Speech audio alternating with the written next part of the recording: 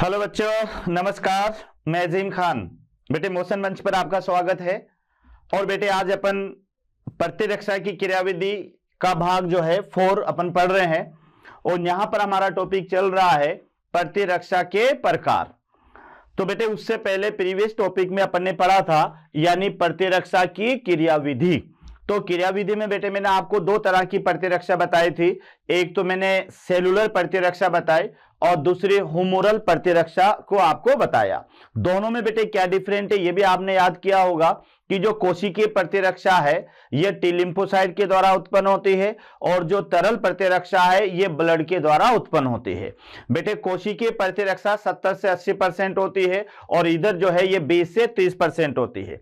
कोशिकीय प्रतिरक्षा में किसी फेगोसाइट कोशिकाओं के द्वारा रोगाणु को नष्ट किया जाता है और बेटे हुमोरल प्रतिरक्षा में ब्लड में एंटीबॉडी के द्वारा रोगाणु को नष्ट किया जाता है। उसके बाद में बेटे अगला टॉपिक हमारा स्टार्ट हुआ था टाइप ऑफ इम्यूनिटी। अब देखिएगा कि बेटे इम्यूनिटी है ये इसका मेन पार्ट है बेटे, याद रखना। यानी प्रतिरक्षा का क्लासिफिकेशन कह दीजिएगा या प्रतिरक्षा के प्रकार कह दीजिएगा। तो बेटे मैंने आपको बताया था कि प्रतिरक्षा को पहले 2 भागों में बांटा जाएगा, एक तो जन्मजात होगी और एक अर्जित होगी। दोनों में अंतर समझो कि जन्मजात जो है बेटे जन्म से ही उत्पन्न होने वाली प्रतिरक्षा है और यह जन्म से ही साथ आएगी, और जो अर्जित प्रतिरक्षा है यह जन्म के बाद उत्पन्न होगी। बेटे ये जो जन्मजात है यह किसी अवरोध के द्वारा उत्पन्न होती है और जो दूसरी वाली होती है बेटे अर्जित वह एंटीबॉडी के द्वारा उत्पन्न होती है। फिर अपन जन्मजात में बेटे कई सारे अवरोध अपन को पढ़ना है और अर्जित को फिर 2 पार्ट होंगे, एक तो सक्रिय और एक निष्क्रिय। बेटे सक्रिय प्रतिरक्षा में एंटीबॉडी शरीर के अंदर ही बनेंगे, जबकि निष्क्रिय प्रतिरक्षा में एंटीबॉडी को बाहर से लिया जाएगा। अब ये जो सक्रिय है इसके भी 2 पार्ट होंगे, प्राकृतिक और कृत्रिम। तो बेटे जो प्राकृतिक है उसमें एंटीबॉडी को शरीर के अंदर प्राकृतिक रूप से ही यानी जो रोगाणु होंगे वह शरीर में प्राकृतिक रूप से आएंगे और वहां पर उनके विरुद्ध एंटीबॉडी बनेगी। और जो कृत्रिम है उसमें रोगाणु को डाला जाएगा, यानी मानव के द्वारा रोगाणु को शरीर में डाला जाएगा और उसके विरुद्ध जो एंटीबॉडी वहां पर निर्मित होगी।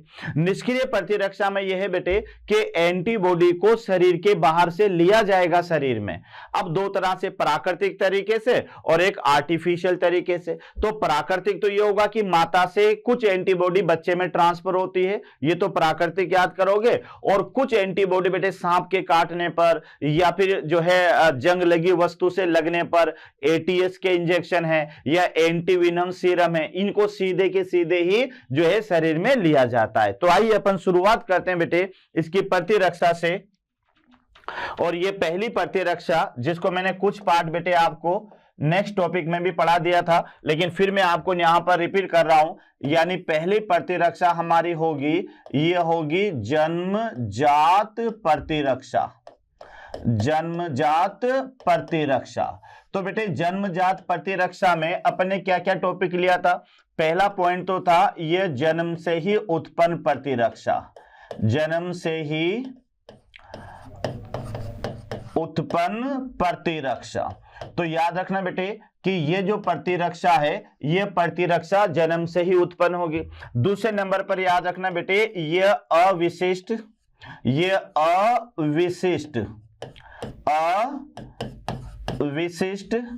या आनुवांशिक प्रतिरक्षा है। आनुवांशिक प्रतिरक्षा।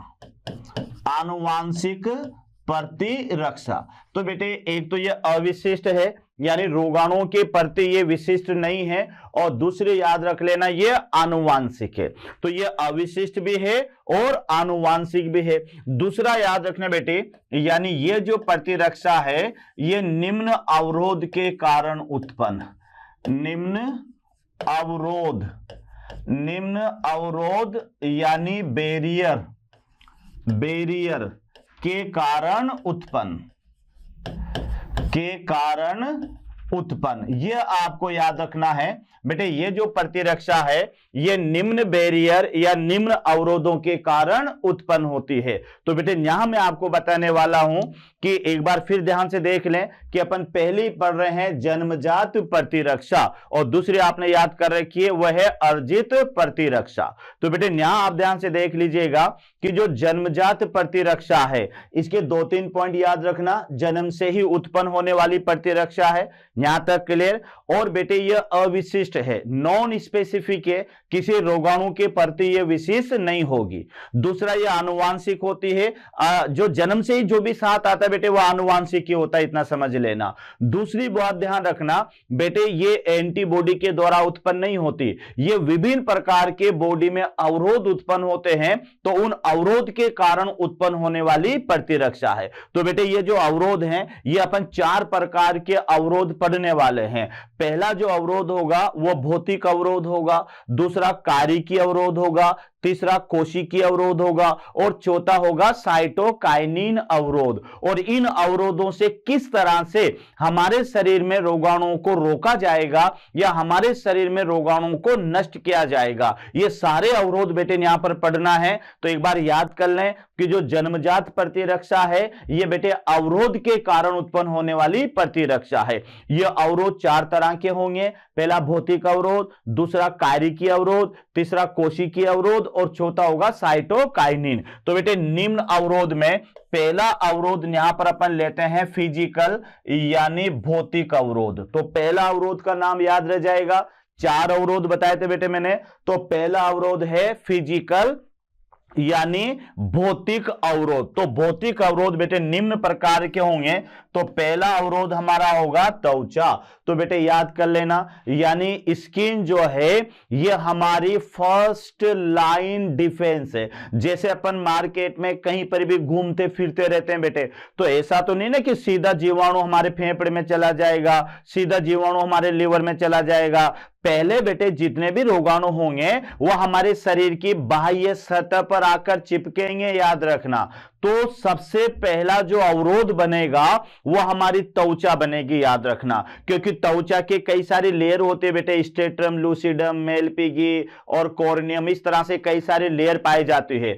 तो सबसे पहले रोगाणु हमारी त्वचा पर आएगा और त्वचा पर बेटे पसीना भी आता है। तो त्वचा की एक विशेष पीएच होती है बेटे, तो उस पीएच के प्रति जो रोगाणु है अपने आप को जो है उस पीएच के अनुसार नहीं ढल पाते। तो त्वचा की जो विशेष पीएच होती है यह रोगाणु को नष्ट करने का काम करती है, यानी रोगाणु को जैसे त्वचा पर आएंगे तो ये रोगाणु यहीं पर ही नष्ट हो जाएंगे। तो पहला जो भौतिक अवरोध है यह अवरोध आपको याद करना है त्वचा है। अब त्वचा है तो बेटे याद कर लेना कि त्वचा शरीर का बाह्य और साथ में मुख्य अवरोध होता है।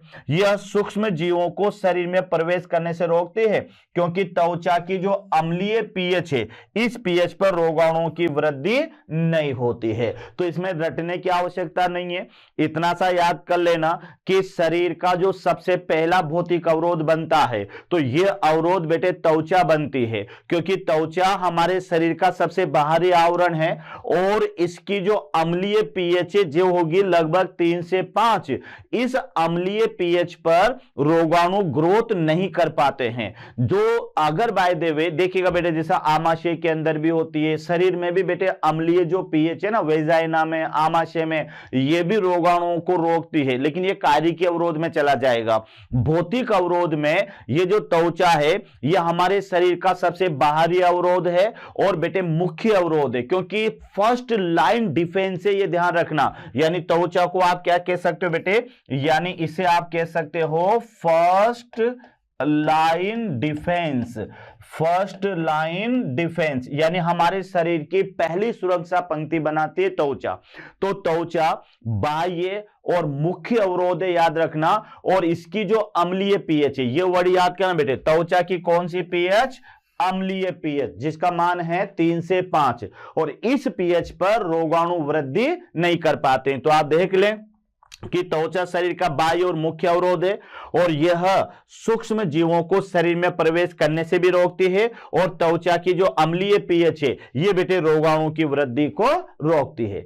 तो भौतिक अवरोध में पहला अवरोध आपको याद हो गया त्वचा, दूसरा अवरोध होगा बेटे म्यूकोसा यानी श्लेष्मा, म्यूकोसा यानी श्लेष्मा। तो अब यहां पर आपको याद रखना है कि बेटे हमारे शरीर में कई ऐसी झिल्लियां होती है, जैसे श्वसन उपकला है ना, और आंत है बेटे जहां पर उसको अपन आंतरीय उपकला कहेंगे, और जननीय भाग होता है जिसे जननीय उपकला कहेंगे। तो ये एक विशेष उपकला से आश्रित रहते हैं और ये श्लेष्मा का स्त्रावण करते हैं, और इस श्लेष्मा में बेटे क्या होता है, कई रोगाणु इसमें फंस जाते हैं, जकड़ जाते हैं या ट्रेप हो जाते हैं, और इस तरह से वो रोगाणु मर जाते हैं। तो बेटे ये जो श्लेष्मीय आवरण होगा या जो श्लेष्मा होगा, ये विशेष प्रकार की उपकलाओं में पाए जाते हैं, जैसे श्वसन उपकला है, आंत में पाए जाने वाले आंतरीय उपकला है, उसके अलावा जननीय उपकला है। तो ये जो उपकलाएं होती है ये श्लेष्मा के द्वारा रोगाणुओं को पकड़ लेती है और पकड़ करके उनको बॉडी के अंदर नहीं जाने देती। जैसे बेटे मान लेते हैं हम सांस ले रहे हैं, अब सांस ले रहे हैं तो हमारे सांस के साथ में कई सारे जीवाणु भी नासिका में आते हैं, लेकिन बेटे नासिका में पाई जाती है श्वसन उपकला और वह एक श्लेष्मा का सेक्रेशन करती रहती है। तो ये रोगाणु उस श्लेष्मा में चिपक जाएंगे और आगे हमारे फेफड़ों तक नहीं जा पाएंगे। उसी तरह से बेटे जब अपन भोजन ग्रहण करते हैं तो भोजन में भी कई सारे रोगाणु चले जाए बाय द वे अंदर, तो आंत की जो उपकला है वो इन रोगाणुओं को जकड़ लेती है और ये आगे नहीं बढ़ने देती। तो इस तरह से बेटे ये श्लेष्मा दूसरा भौतिक अवरोध है।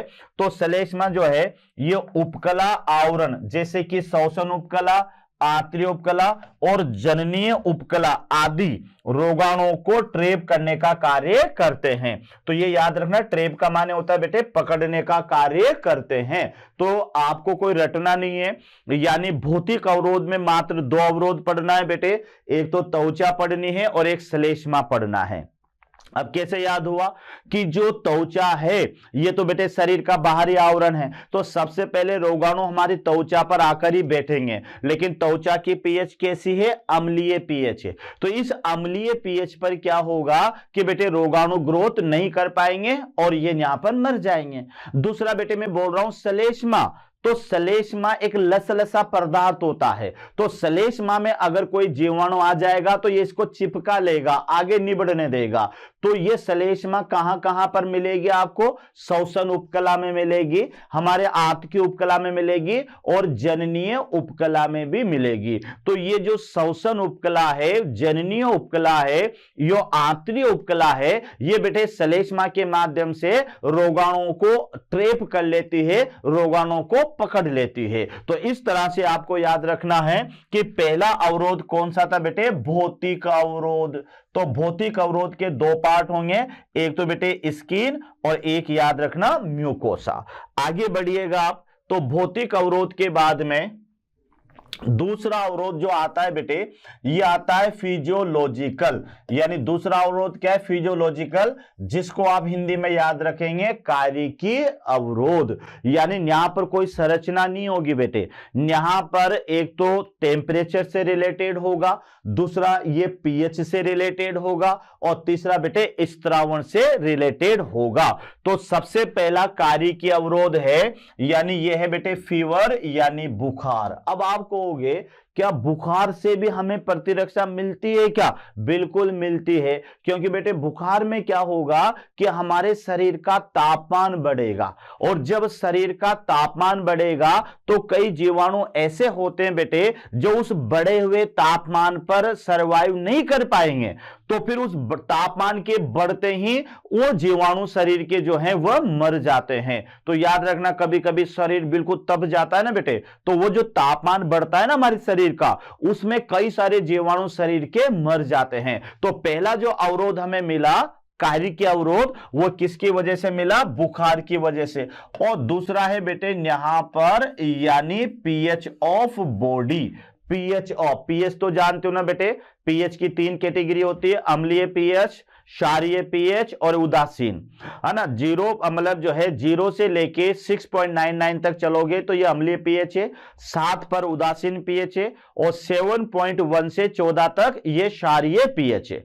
तो बेटे अम्लीय पीएच हमारे शरीर में होती है, वहां पर रोगाणु वृद्धि नहीं कर पाते हैं, जैसे अभी मैंने त्वचा में कहा आपसे कि त्वचा की जो अम्लीय पीएच है ये रोगाणुओं की वृद्धि को रोकती है, इतना आपको याद रखना है। तो इसी तरह से आपको याद रखना है कि हमारे शरीर में भी कुछ स्थान ऐसे होते हैं जहां पर अम्लीय पीएच होती है। और बेटे ऐसे स्थान कहां कहां मिलेंगे? एक तो आमाशय, याद रखना आमाशय बेटे आहार नाल का ऐसा भाग है जहां पर जो है सबसे कम पीएच पाई जाती है, यानी अम्लीय तो होती है, मात्र 1 से 1.5 पीएच होती है बेटे वहां की।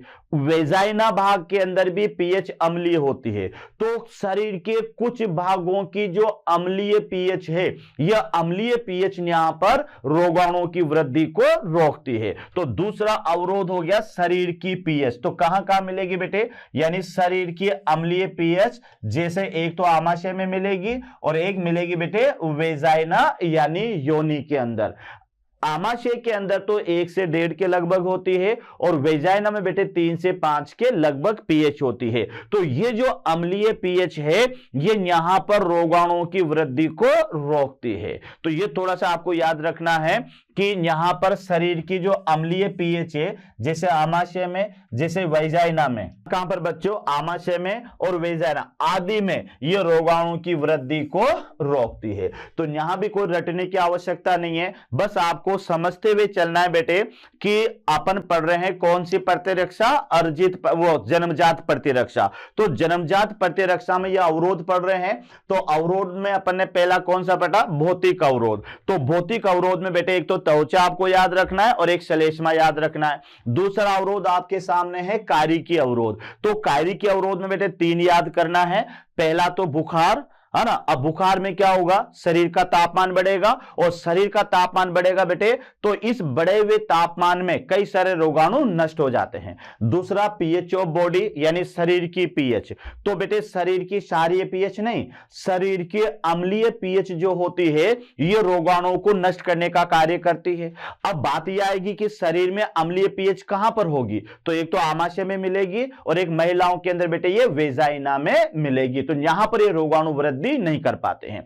दूसरा बेटे यहां पर तीसरा पार्ट आता है, ये तीसरा तो ये है यहां पर सेक्रेशन यानी जिसको आप कह सकते हो स्त्रावण।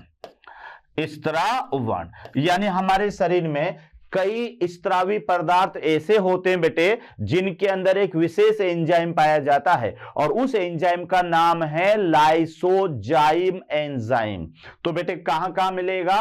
लार के अंदर ही आपको देखने को मिलेगा, आंसुओं के अंदर ये एंजाइम आपको देखने को मिलेगा और इस एंजाइम के कारण ये जो स्त्रावी पदार्थ होते हैं ये क्या करते हैं बेटे? रोगाणुओं की वृद्धि को रोक देते हैं। तो यहां आप देख सकते हैं शरीर के कुछ स्त्रावी पदार्थ जैसे कि लार यानी बेटे सलाइवा और आंसू यानी टीयर।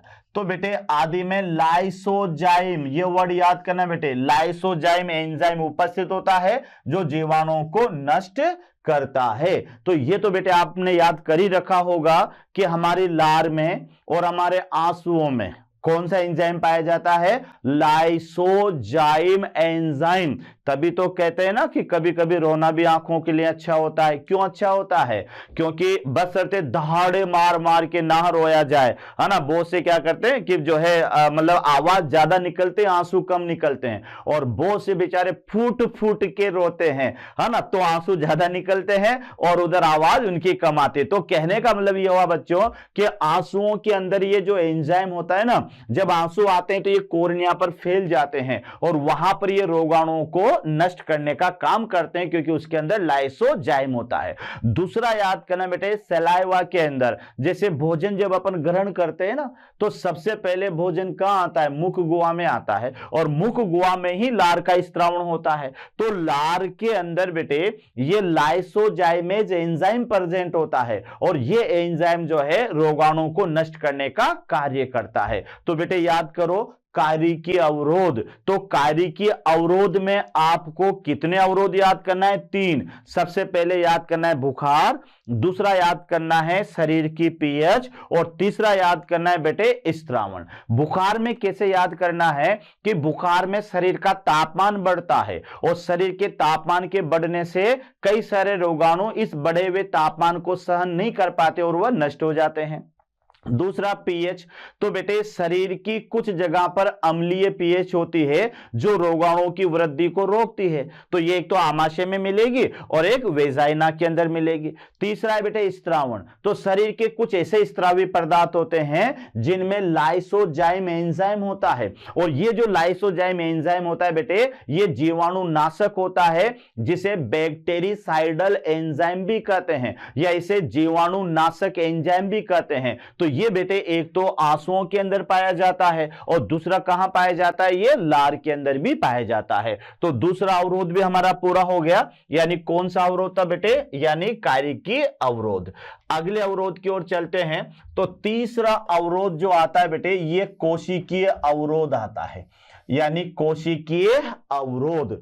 तो मैंने आपको 4 अवरोध बता रखे हैं ना। पहला अवरोध कौन सा है बेटे, भौतिक अवरोध। दूसरा अवरोध कौन सा है, कायरिकीय अवरोध। और तीसरा अवरोध है यानी कोशिकीय अवरोध। तो बेटे ये तो आप भी जानते हैं, ये तो आप भी जानते हैं कि हमारे शरीर में कुछ ऐसी कोशिकाएं होती है जो रोगाणुओं का भक्षण करती है, तो उन कोशिकाओं को फेगोसाइट कोशिकाएं कहते हैं। समझना बेटे, यानी कोशिकीय अवरोध का मतलब यह है कि यहां पर रोगाणुओं को कोशिका के द्वारा नष्ट किया जाएगा। तो जो कोशिकाएं रोगाणुओं को नष्ट करती है उन कोशिकाओं को क्या कहते हैं, उन्हें अपन फेगोसाइट कोशिकाएं कहते हैं। तो बेटे रक्त में जो मुख्य फेगोसाइट कोशिकाएं होती है वह एक तो लिम्फोसाइट होती है और एक मोनोसाइट होती है, या न्यूट्रोफिल्स भी आप इसको कह सकते हो बेटा। एक तो न्यूट्रोफिल्स भी होती है और एक मोनोसाइट होती है। और टिश्यू के अंदर, उत्तक के अंदर जो बेटे पाए जाते हैं उन्हें मैक्रोफेजेज कहते हैं।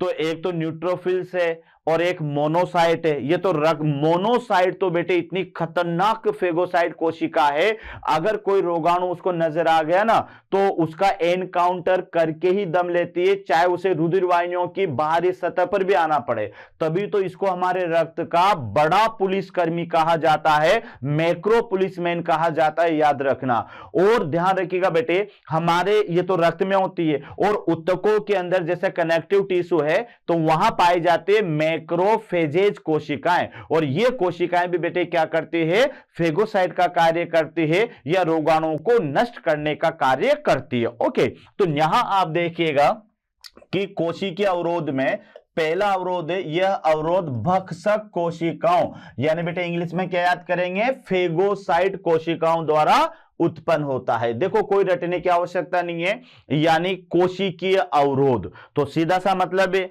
कि यहां पर रोगाणुओं को कहां नष्ट किया जाएगा, कोशिका में नष्ट किया जाएगा, तो इसे आप कहेंगे कोशिकीय अवरोध। तो जो कोशिकाएं रोगाणुओं को नष्ट करती है उन्हें अपन भक्षक कोशिकाएं या फेगोसाइट कोशिकाएं कहते हैं। दूसरे नंबर पे आप चलो बेटे कि फेगोसाइट कोशिकाएं जो है, फेगोसाइट सेल, ये लाइटिक एंजाइम द्वारा रोगाणुओं को नष्ट करती है और यह क्रिया कहलाती है फेगोसाइटोसिस। ये तो मैं आपको पहले ही कह चुका हूं बेटे, अगर कोई कोशिका किसी रोगाणुओं को भक्षण क्रिया के माध्यम से नष्ट करती है तो उस क्रिया को फेगोसाइटोसिस कहते हैं। तो याद रखना कि ये जो जितनी भी भक्षक कोशिकाएं हैं ये जीवाणुओं को घोलने वाले या जीवाणुओं को नष्ट करने वाले एंजाइम का निर्माण करती है। तो पहले तो उस एंजाइम का नाम याद करना बेटे, उस एंजाइम को कहते हैं लाइटिक एंजाइम। यहां तक क्लियर। उसके बाद में देखो कि ब्लड में एक तो बेटे न्यूट्रोफिल और एक मोनोसाइट मुख्य फेगोसाइट कोशिकाएं होती है, यानी कौन कौन सी बताया बेटे मैंने, एक तो न्यूट्रोफिल और एक मोनोसाइट। न्यूट्रोफिल को micro policeman of the blood कहा जाता है और मोनोसाइट को macro policeman of the blood कहा जाता है। यहां मैं आपको बता दूं बेटे कि यहां पर तो देखिएगा कि यहां हमारे पास में ये तो है न्यूट्रोफिल, ये यहां पर ये न्यूट्रोफिल है।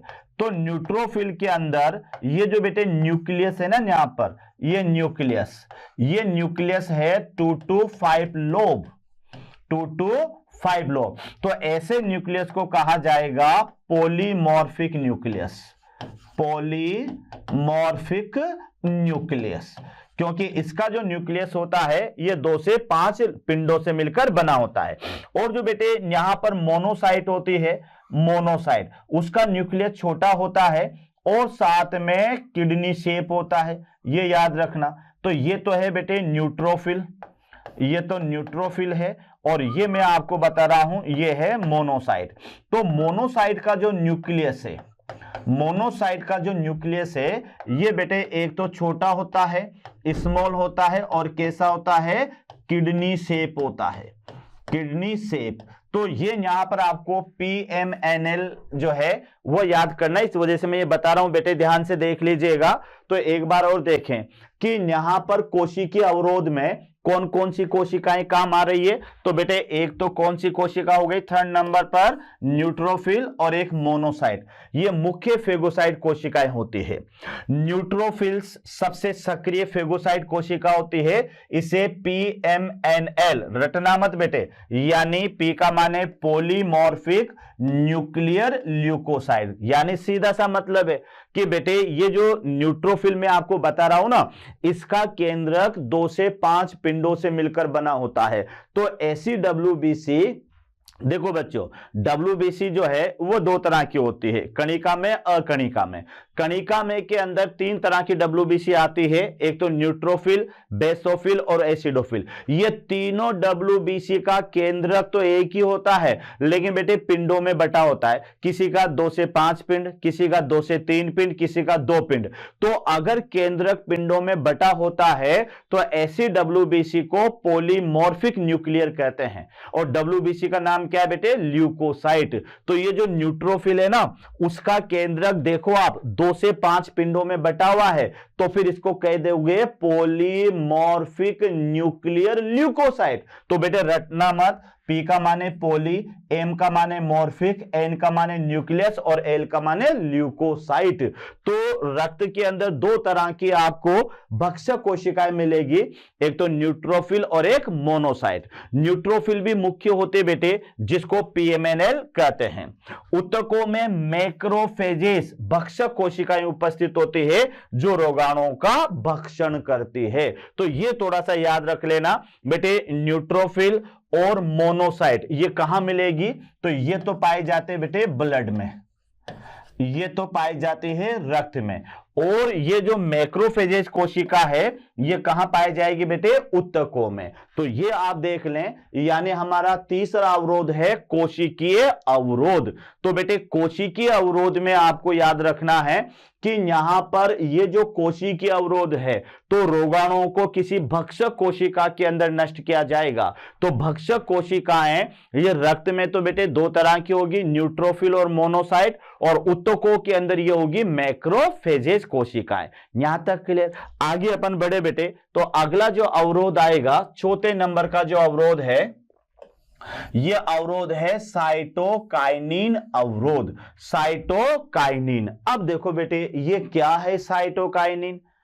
तो कभी कभी कुछ कोशिकाएं ऐसे पदार्थ का स्त्रावण करती है जो पदार्थ दूसरी बार आने वाले रोगाणुओं के संक्रमण को रोक देता है। तो ऐसे पदार्थ का आप नाम याद करने वाले हैं, और उस पदार्थ का नाम है इंटरफेरोन। बहुत ही इंपॉर्टेंट है बेटे, कई बार क्वेश्चन आया हुआ है, यानी उस पदार्थ का नाम क्या है, इंटरफेरोन। अब ये बनता कहां पर है, तो जब एक बार किसी कोशिका पर वायरस का संक्रमण हो जाता है तो बेटे वहां पर ये इंटरफेरोन बन जाता है और दोबारा वायरस के संक्रमण को ये रोक देता है। तो इंटरफेरोन को एंटी वायरल प्रोटीन भी कहते हैं और एंटी कैंसर भी इसको कहा जाता है। तो अब आप यहां पर समझ लीजिएगा कि यह अवरोध कैंसर युक्त कोशिकाओं में उत्पन्न होता है। तो एक तो ये ध्यान रख लेना बेटे, कहां पर उत्पन्न होता है, कैंसर युक्त कोशिकाओं में यह अवरोध उत्पन्न होता है। यहां तक क्लियर। दूसरा नंबर है, कैंसर युक्त कोशिकाओं में एंटीवायरल प्रोटीन इंटरफेरोन, ये सबसे इंपॉर्टेंट है, ये याद रखना बेटे। यानी कैंसर युक्त कोशिकाओं में एंटीवायरल प्रोटीन इंटरफेरोन का स्त्रावण होता है। तो बेटे ये ध्यान रखना कि जहां पर ये जो प्रतिरक्षा है ना साइटोकाइनिन, ये कहां मिलती है, ये कैंसर वाली कोशिकाओं में मिलती है। और कैंसर वाली कोशिकाओं में एक एंटीवायरल प्रोटीन का निर्माण होता है। उस प्रोटीन का नाम आपको याद करना है, तो वह प्रोटीन है बच्चों इंटरफेरोन। अब देखो ये क्या करती है, क्या कहा था मैंने कि ये जो इंटरफेरोन है ये दोबारा वायरस के संक्रमण को रोकेगी और साथ में कोशिकाओं को क्षतिग्रस्त या नष्ट होने से या संक्रमित होने से बचाएगी। तो देखो बच्चों कि यहां पर क्या है, यह इंटरफेरोन कैंसर रहित कोशिकाओं को दोबारा, ये वर्ड याद करना बेटे, दोबारा वायरस संक्रमण से बचाता है। यानी ये जो इंटरफेरोन है ये बेटे ऐसी प्रोटीन है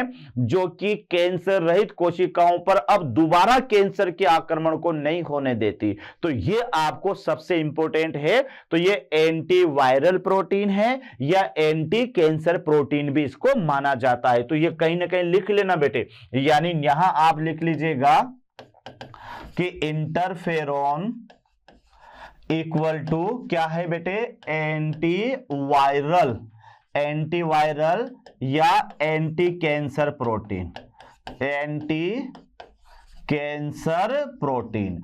तो ये थोड़ा सा आपको याद रखना है, क्योंकि इसे एंटीवायरल भी कह सकते हैं, क्योंकि ये वायरस के कैंसर को कैंसर का जो वायरस होता है ना बेटे, उसके संक्रमण को ये नहीं होने देती। तो क्या याद हुआ आपको कि इंटरफेरोन जो होता है ये कैंसर रहित कोशिकाओं को दोबारा वायरस के संक्रमण से बचाता है।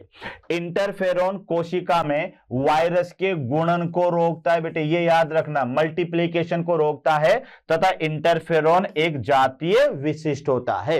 यानी इंटरफेरोन ये है भाई, वायरस करता क्या है बेटे, वायरस अगर शरीर के बाहर रहता है तो निर्जीव होता है, और शरीर के अंदर अगर चला जाता है तो सजीव होता है। और सजीवता का इसका सबसे मेन रीजन है कि ये बॉडी के अंदर जाकर और ये मल्टीप्लीकेशन करता है, ये अपनी संख्या में बढ़ोतरी करता है, अपनी संख्या को बढ़ाता है। और इंटरफेरोन क्या करता है कि ये वायरस के गुणन को या इसके मल्टीप्लीकेशन को रोक देता है, ताकि जब ये गुणन ही नहीं करेगा तो फिर बेटे ये उस कोशिका को संक्रमित भी नहीं कर पाएगा। तो इस तरह से आपको ये थोड़ा सा याद रखना है बेटे। ये हमने अभी पढ़ी जन्मजात प्रतिरक्षा, और जन्मजात प्रतिरक्षा में कैसे उत्पन्न हुई बेटे, अवरोध के कारण उत्पन्न हुई। और ये अवरोध अपन ने 4 तरह के पढ़े। पहला भौतिक अवरोध, दूसरा जो है बेटे हमारे पास में आया कार्यिक अवरोध, तीसरा आया बेटे हमारे पास में कोशिकीय अवरोध, और चौथा आया हमारे पास में साइटोकाइनिन। बेटे याद कर लीजिएगा कि भौतिक अवरोध जो है ये हमें किससे मिलेगा, त्वचा से और श्लेष्मा से। बेटे कार्यिक अवरोध हमें किससे मिलेगा, बुखार और शरीर की पीएच और स्त्रावण से।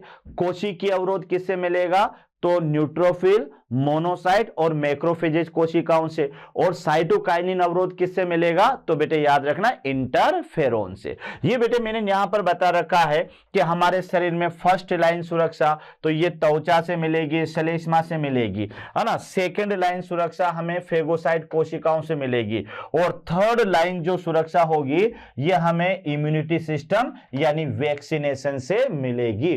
तो हमारे शरीर में 3 पंक्तियां होती है। अगर इन 3 पंक्तियों को पार करके फिर कोई रोगाणु हमारी बॉडी में आता है तो फिर हम बीमार पड़ जाएंगे। तो बेटे ध्यान रखो कितनी मेहनत करनी पड़ती है रोगाणु को भी हमारी बॉडी के अंदर आने के लिए, कि पहले तो उसको फर्स्ट लाइन सुरक्षा को पार करना पड़ता है, फिर सेकंड लाइन सुरक्षा, फिर थर्ड लाइन सुरक्षा। तो पहली लाइन सुरक्षा हमें त्वचा से मिलेगी, सेकंड लाइन सुरक्षा हमें फेगोसाइट कोशिकाओं से मिलेगी। कैसे, कि सबसे पहले रोगाणु आया हमारी त्वचा पर आ गया, या जो है कहीं मुख गुहा वगैरह में चला गया, यहां पर बेटे त्वचा इसे नष्ट कर देगी। लेकिन अगर यहां से बचता बचाता अगर रोगाणु बॉडी के अंदर आ जाता है तो बेटे यहां पर हमारे शरीर की फेगोसाइट कोशिकाएं, जिसमें WBC हो सकती है, मैक्रोफेजेस हो सकती है, इन जो है यह कोशिकाएं रोगाणुओं को नष्ट कर देती है। उसके बावजूद भी अगर रोगाणु बच जाता है तो बेटे फिर हम पहले से टीका लगाए हुए रहते हैं, तो वह टीके की मेमोरी सेल उन रोगाणुओं को ढूंढ करके मार देती है। इस तरह से हमारे शरीर 3 सुरक्षा से रोगाणुओं से जो है बचता है। तो यह तो टॉपिक था बेटे हमारा जन्मजात।